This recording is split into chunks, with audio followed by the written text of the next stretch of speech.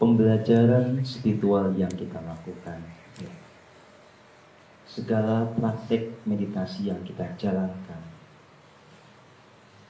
itu sewajarnya berbuah nyata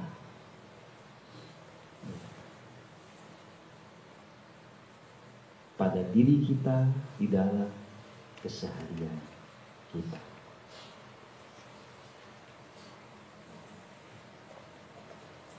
Pelaku spiritual yang tepat niscaya membawa jiwa menjadi murni.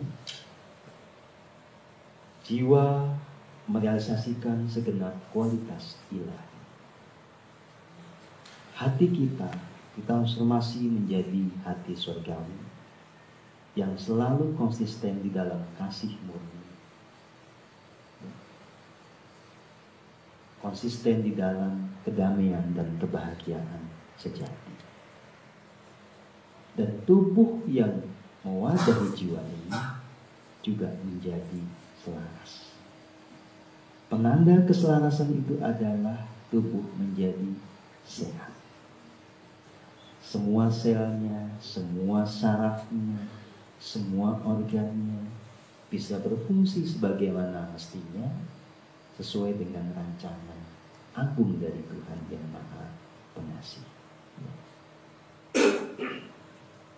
Saat jiwa raga kita sudah ditata, itu akan termanifestasikan di dalam segenap kata-kata, segenap langkah atau tindakan dalam keseharian kita. Mereka yang hening sewajarnya segenap kata-katanya itu selalu ada dalam hikmat. Ya. Kata-kata yang ada dalam hikmat hatinya, kata-kata yang itu selalu tertuntun dan selalu ada dalam kebenaran. Kata-kata yang selalu memancarkan vibrasi kasih yang murni. Nah, kita yang bertanggung jawab memastikan itu terjadi. Kita yang harus terus berlatih dalam keheningan dan dalam keseharian, selalu hati-hatilah dalam berkata, dalam melangkah. Hanya katakan, hanya sabdakan apapun yang dituntun oleh Sang Sejati. Jangan mengatakan sesuatu yang itu malah membawa destruksi, baik bagi diri kita maupun bagi orang lain. Berjuanglah agar tidak ada kata-kata kita yang mencerminkan segala keangkaran murka. Belajarlah untuk tidak punya kata-kata yang itu memancarkan vibrasi keiri hatian atau kedengkian, ya, kebencian, hal-hal semacam itu. Ya. Hanya ungkapkan, hanya sampaikan kata-kata yang membawa keselarasan. Ya. Nah, saya perlu betul-betul menyampaikan pada teman-teman semua agar kita bertanggung jawab penuh untuk membuktikan secara faktual di dalam keseharian kita, dalam relasi kita, dalam gerak komunitas kita, kebenaran yang kita sadari bersama ini. Jangan ada semacam keterpisahan antara meditasi kita dengan tingkah laku keseharian. Ya. Meditasi kita terhubung pada diri sejati, itu adalah jalan untuk punya jiwa yang murni. Apa realisasinya? Yang paling nyata adalah bertindaklah selalu yang otentik. Bertindaklah selalu dengan ketulusan. Berkatalah dengan kesejatian. Jangan sampai kata-katanya A, di hatinya B. Di depan A, di belakang C. Itu adalah kejahatan yang nyata. Ya. Dan itu bukan manifestasi dari kasih murni. Kasih murni itu membuat kita bisa melayani siapapun juga tanpa diskriminasi. Ya. Memperlakukan semua orang dengan kehormatan yang setara. Tidak ada like and dislike yang tidak proporsional, apalagi yang egoistik. Kalau Anda melihat saudara Anda ada dalam kejatuhan, jangan jadikan dia sebagai objek dari kesukaan kita dalam membicarakan orang lain. Bantulah dengan kasih yang murni. Carikan solusi agar saudara Anda itu bisa pulih. Betul-betul ini momennya bagi semua orang untuk bertumbuhnya itu paripurna. Ya.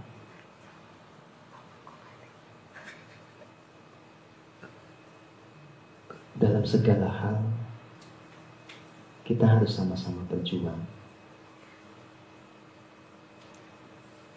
untuk merealisasikan apa yang merupakan rancangan agung dari Tuhan. Ya. Segenap kata, segenap tindakan itu harus benar, benar dituntun oleh diri sejati. Maka setiap detik kehidupan kita itu harus hening. Ya. Hanya orang yang hening hanya bisa membuat dirinya sendiri itu segenap pikiran, kata-kata, dan langkahnya dituntun oleh Tuhan. Sekali tidak hening, Anda akan terjerembab. Segenap kata-katanya menjadi egoistik. Ya. Ini adalah pelajaran berharga buat kita semua. Silahkan diresapi. Dan silakan ini menjadi sebuah fondasi baru untuk kehidupan Anda di hari ini dan depan. Ya. Retret ini bagi Anda peserta maupun panitia adalah sebuah momentum untuk memperbaharui segala kebiasaan-kebiasaan lama yang tidak konstruktif, ya, dan tidak menjaminkan kehidupan surgawi itu tinggalkan. Ya. Segala drama, segala konflik itu sudah tidak patut untuk ada di dalam kehidupan kita. Segala intrik, segala iri dengki itu tidak layak. Ya. Hiduplah hanya di dalam kasih murni dan ketulusan yang paripurna. Ya. Baik, jika ada pertanyaan, silakan.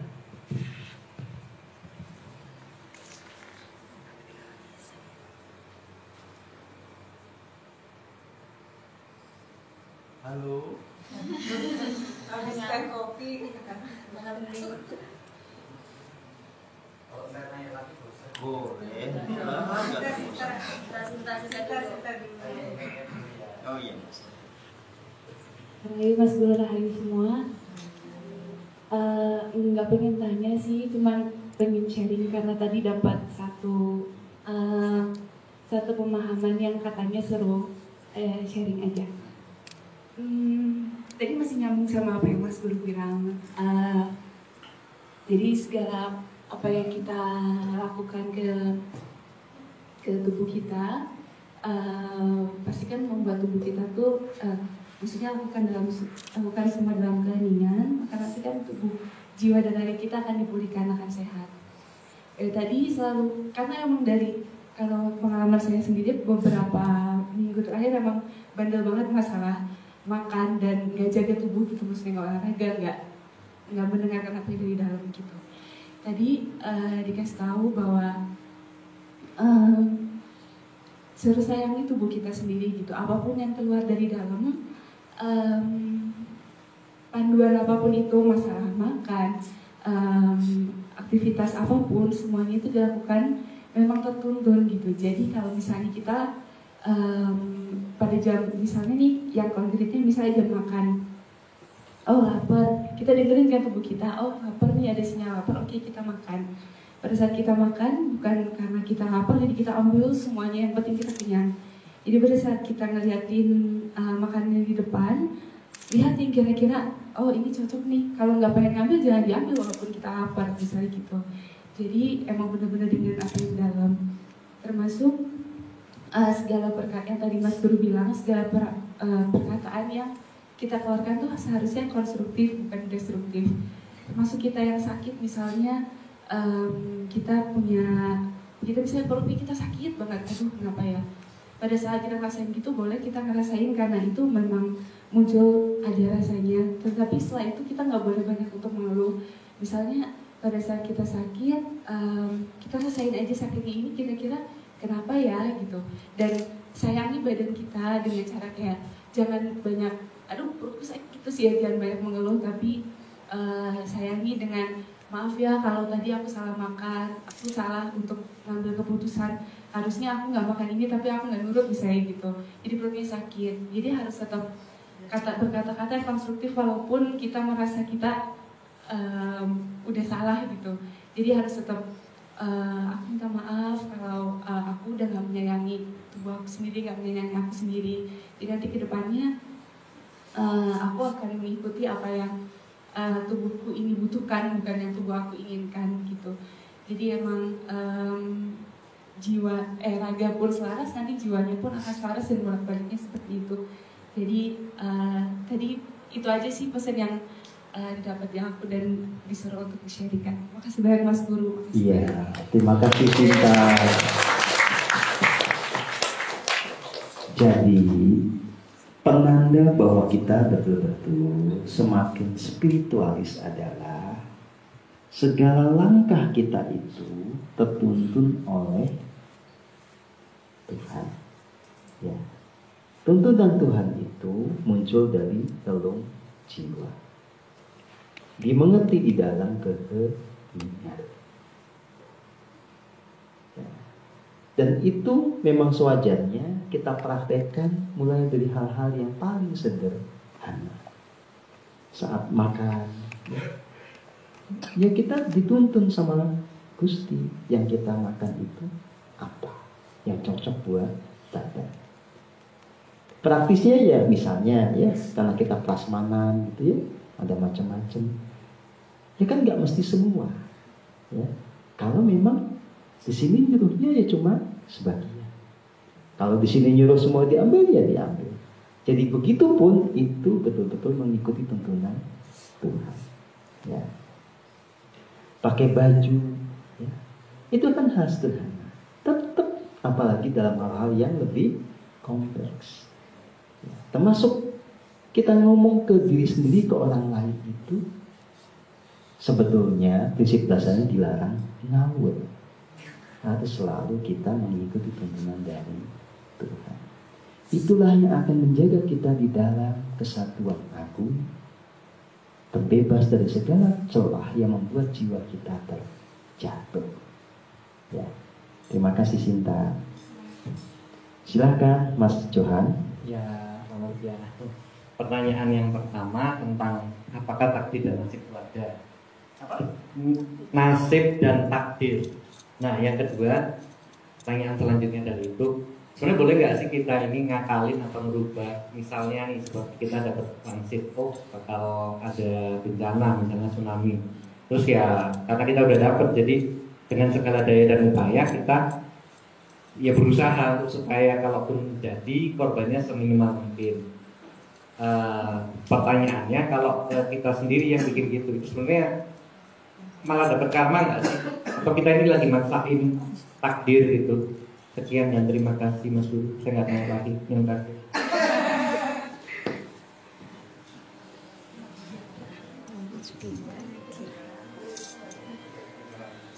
Gini ya, kata takdir itu kan kata serapan dari bahasa Arab. Ya. Sebetulnya kalau mengacu kepada kata bahasa Arabnya, pengertiannya sangat jelas. Jadi kata takdir itu dibentuk dari dua kata, Kodok dan kodar. Kodok itu artinya ketetapan. Kodar itu artinya ukuran kapasitas. Nggak ada yang salah dengan itu. Ketetapan itu menuju kepada hukum semesta. The law of universe. Di antaranya hukum sebab akibat. Hukum tarik menarik.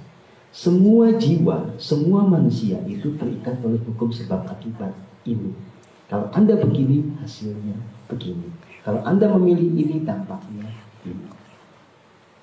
Kadar itu adalah kapasitas yang Anda bentuk berdasarkan pilihan-pilihan Anda di masa lalu. Perjalanan jiwa Anda sepanjang zaman itu membentuk kadar Anda pada saat ini. Nah, apa yang bisa kita lakukan dibingkai oleh hukum semesta, dibatasi oleh kadar atau kapasitas kita. Baik itu yang masuk kategori kebajikan maupun kejahatan. Anda boleh saja punya niat untuk sejahat-jahatnya menghancurkan bumi, tapi nyatanya bisa dilakukan kan sebatas kapasitas kita. Ya, kalau uangnya kecil ya kerusakannya kecil lah. Anda nggak bisa beli bom yang hebat. Ya, oke. Nah, ada ketetapan, ada kapasitas, ada free will, kehendak bebas atau kebebasan berkehendak. Semua jiwa itu selalu punya kebebasan berkehendak. Apa buktinya? Ya saat ini kan yang menentukan Anda ada di sini siapa? Ya Anda sendiri mau Anda mau. Kalau nggak mau kan pulang. Kalau nggak mau ya nggak datang. Boleh, itu bebas. Mau jam 10 juga boleh. Ya.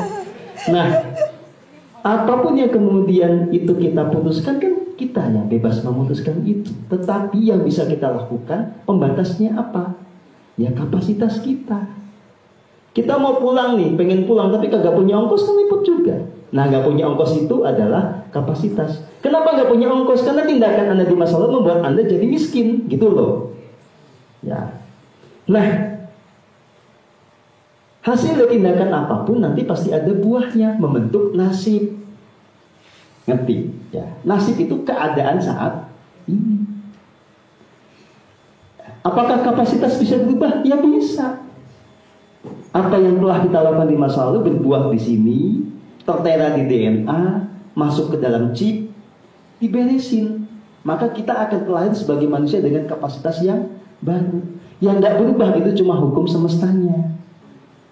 Nah, kalau kemudian kita bertindak dengan tuntunan Tuhan, maka kita akan menciptakan nasib yang berbeda. Ngerti?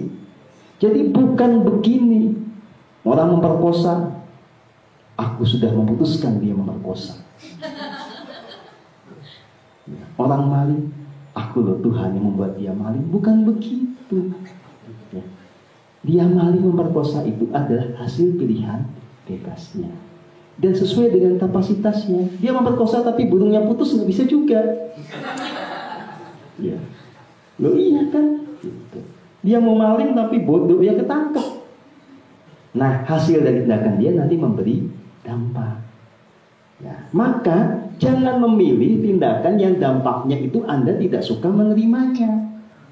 Digebukin, ya masuk penjara, siapa yang mau? Ya jangan pilih dong tindakan yang menciptakan itu. Tuhan tidak pernah memaksakan apapun kecuali menciptakan hukum semesta. Kehendak Tuhan itu mengejawantah di dalam hukum semesta itu, plus mengejawantah di dalam tuntunan agung dari dalam jiwa. Dan di sini saya tidak pernah ketemu sebuah tuntunan untuk melakukan kejahatan, tidak ada. Jadi jangan mengklaim tindakan jahat itu kehendak Tuhan. Ya, termasuk isu pandemi bukan tindakan Tuhan, bukan kehendak Tuhan. Ini hasil pilihan orang yang mau jadi Tuhan, mau jadi Tuhan-Tuhanan. Ya. Jadi harus dilawan. Ya iyalah kehendak Tuhan, kita jangan diam. Ngerti? Ya, ya gitulah sederhana. Ya, gitu. Katanya harus menerima. Nerima itu kalau kita sudah berbuat, ada dampaknya kita terima. Kalau ini kan isu pandemi bukan kita yang buat orang jahat ya kita lawan. Masa dia terima? Gimana sih? Kecuali kalau kita sudah berjuang membela diri kita, kita kemudian cuma begini-begini aja, ya terima. Berarti memang kapasitas kita baru seperti itu. Ya, sederhana banget kok yang gini ini kok. Cuma karena kebanyakan orang itu tidak hening, kebanyakan sibuk berfilsafat spekulatif, jadi ruwet hal sederhana. Ruwetnya itu diajarin ke orang, orangnya tambah ruwet. Ya gitu aja lah. Ya kan, itu hal-hal sederhana ya. Nah, yang kedua begini ya. Setiap orang itu punya kapasitas berdasarkan hasil lakunya di masa lalu dan punya tugas sesuai dengan rancangan agungnya dituntun oleh Tuhan. Termasuk ada orang punya kapasitas bisa menangkap sinyal tentang apa yang terjadi di masa depan. Ya. Nah, kalau orang sudah diberi anugerah untuk bisa menangkap sinyal-sinyal tentang masa depan, tentu saja berarti punya tugas untuk mengantisipasi itu. Ya. Kalau di dalam keheningan kita dapat sinyal, suatu saat gitu ya, hening, tiba-tiba muncul, Gunung Merapi akan meletus. Hening lagi, Tuhan, apa yang harus dan sepantasnya aku lakukan dalam menghadapi situasi ini? Ya, Tuhan akan menuntut kita berbuat apa? Selaraskan, pancarkan kasih murni-Mu. Ya lakukan. Nah, hasil dari apa yang kita lakukan itu mengejawantakan kehendak Tuhan. Termasuk diantaranya kalau kemudian Gunung Merapinya ini tiba-tiba nggak jadi meletus sebagai rencana semua, ya nggak akan kena karma buruk. Ya, karena memang kita dikasih tahu sekaligus diarahkan untuk mengantisipasi dalam tuntunan Tuhan juga. Ya, sederhana kan ya? Nah, orang-orang yang sebetulnya betul-betul jiwanya murni pasti sering kok mendapatkan seperti ini dan kemudian juga bertindak untuk mengamankan segala sesuatunya sesuai dengan tuntunan Tuhan. Tanpa keberadaan orang seperti ini sebetulnya bencana di Indonesia sudah banyak banget. Semua. Ya. Kenapa? Iya, karena itu karma kolektif. Tetapi kan gini, kalau itu muncul kan kita yang banyak meditasi nggak pernah berbuat jahat kan kena juga. Ya kagak mau lah. Iya, kalaupun mau kan dia aja yang nakal-nakal yang kena. Tapi kalau gunung berapi jeblok kan nggak bisa milih. Ya, betul. Ya, kan wajar dong kalau saya bernegosiasi. Jangan jeblok lah. Saya masih pengen hidup di sini. Karena sebetulnya untuk menata ini ada cara lain, tidak mesti gunung berapi yang menjeblok. Kan bisa cara-cara yang lebih lunak. Ya, yang tidak menghasilkan peradaban. Yang penting nanti jadinya bumi surgawi juga kan. Ya, betul. Makanya rumusnya ya ini bahasa agama. Ya.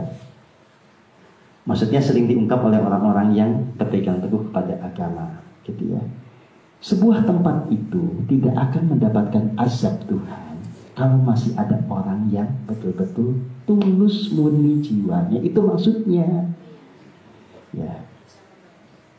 Jadi selama masih ada orang yang jiwanya murni, sebetulnya satu komunitas, satu bangsa itu akan terselamatkan. Meskipun lucunya orang yang jiwa murni ini sering diolok-olok sama yang tidak ngerti. Ya biasa. Ya, begitu itu wajar. Oke. Ya, intinya selama Anda hidup dalam tuntunan dari diri sejati yang berarti Anda dituntun Tuhan, maka semua tindakan itu adalah kebenaran. Ya, tidak akan menimbulkan karma, bahkan sebaliknya. Ya, begitu baca. Sayap kiri, oh sayap kanan dulu. Oke.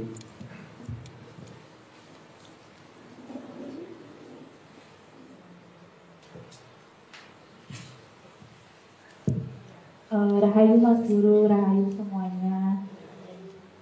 Selama 3 hari ini aku mendapatkan banyak pembelajaran yang luar biasa Mas Guru. Salah satunya pesan kemarin itu aku dapat itu bebas yang tertuntun gitu loh Mas Doro.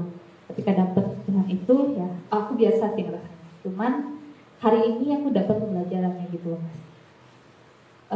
Tadi coba hening, terus aku coba evaluasi ke dalam Mas, ke dalam aku gitu, terus apa yang harus aku perbaiki, aku dapat gitu. Oh, oke gitu. Pembelajaran yang kemarin bebas yang tertuntun, oh baik gitu. Tapi aku mencoba belajar untuk rendah hati Mas. Ketika saya melakukan kesalahan, ketika saya melakukan kekeliruan, oh baik, saya menerima, saya mencoba berendah hati untuk meminta maaf. Kalau dulu mungkin aku kalau drop banget gitu ya Mas ya gitu. Oh ya sudah gitu. Kayak gitu sih Mas. Terus luar biasa sekali pembelajarannya buat aku hari ini. Terima kasih banyak. Terus aku juga terima kasih sama Mas Giok yang terus-terusan ingetin aku untuk belajar berendah hati Mas gitu. Terima kasih banyak. Oke, terima kasih. Itulah kewarasan. Ya, jadi jiwa yang telah punya kesadaran murni ya begitu mestinya.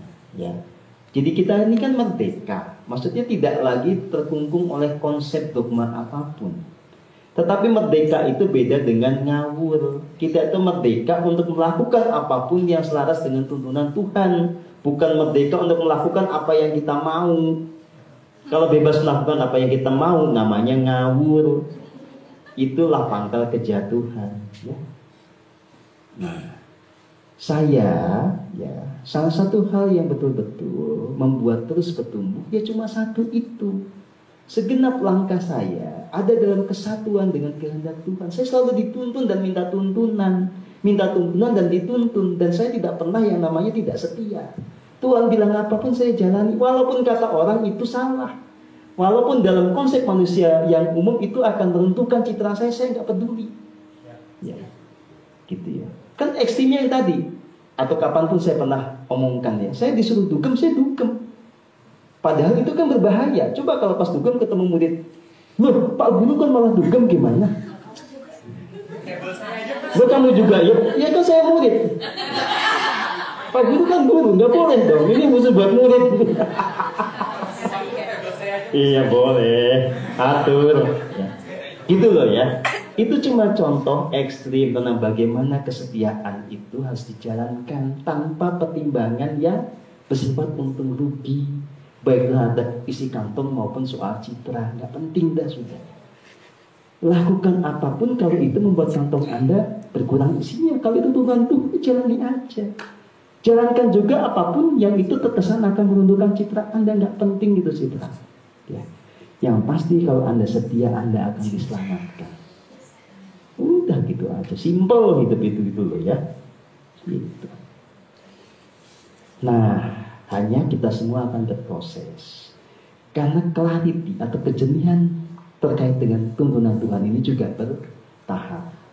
Saya 2017, 2016 niatnya sudah ada. Tapi karena jiwanya belum jernih betul kan suka ngawur-ngawur juga waktu itu. Ya, karena nggak ngerti. Ya, menganggap ini tuntunan Tuhan ternyata bukan. Tapi kan ya sudah nggak usah diambil pusing. Nanti kalaupun kita salah tuh kita dapat resikonya. Nah kalau dapat resikonya ya jangan protes. Oh itu Anda yang milih kok. Ya sudah tinggal minta maaf pada diri sendiri, pada semua orang yang terkait. Terus ya udah bertumbuh lagi. Nah semakin kesini kan semakin jelas. Maka kemungkinan untuk salah menjadi semakin minimalis. Ya. Dan semakin merealisasikan apa yang merupakan kebenaran sejati. Dan segenap pikiran, kata-kata, dan tindakan udah itu intinya. Ya, baik. Sayap kiri ada sebelum kita tutup. Dah cukup ya. Baik. Pelajaran dalam retret ini itu muncul dalam segala cara. Dalam meditasi begini kita belajar. Ini yang barusan kan syahdu sekali. Kita belajar. Dari meditasi yang kacau balau tadi pagi, kita juga belajar. Dari obrolan di warung kopi, kita belajar. Dari semua dinamika, itu kita belajar. Ya, maka semua momen sebetulnya berharga. Dan pasti selalu ada hal-hal yang baru. Apalagi kita kan menjalankan hajat ini nggak pakai pakem manusiawi, kita ngalir aja sudah. Nah itu semesta itu nggak ada batas dalam memberikan pelajaran. Ya sudah, itu dinikmati, dihayati, berterima kasih atas semuanya. Ya, jadi terima kasih buat Mbak Lasmi, Mbak Putu dan semua kru panitia. Maju terus, semakin kompak, ya, semakin selaras, semakin punya kasih. Ya, tunjukkan bahwa Anda adalah pasukan-pasukan kasih murni. Ya. Nah, supaya semakin banyak orang yang terinspirasi, gitu. Ketika Anda betul-betul bisa mencontohkan laku hidup yang ilahi, semakin banyak orang yang akan tertuntun untuk menuju keilahian itu. Ya. Terima kasih buat semua teman-teman yang sudah berpartisipasi di acara ini. Sampai jumpa di lain waktu. Rahayu semuanya. Oh ya, saya masih punya PR ya. Saya harus ngerjainnya dalam keheningan, nggak bisa ngawur.